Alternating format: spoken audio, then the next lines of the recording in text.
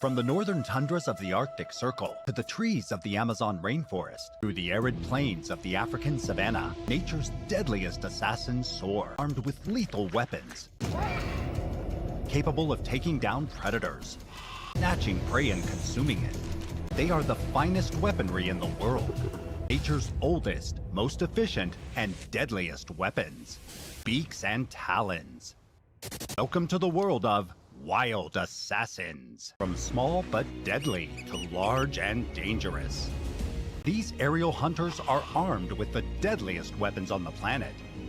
Equipped with the perfect armor, piercing flesh, snatching prey. Beaks and talons are the favored weapons of nature's deadliest wild assassins. From the northern tundra, through the tropical rainforests, to the arid deserts, found soaring across the globe, are aerial assassins with enormous strength, speed, and eyesight. Eagles hunt from the skies, their expert vision allowing them to spot the smallest of prey. Their sharp beaks rip and tear.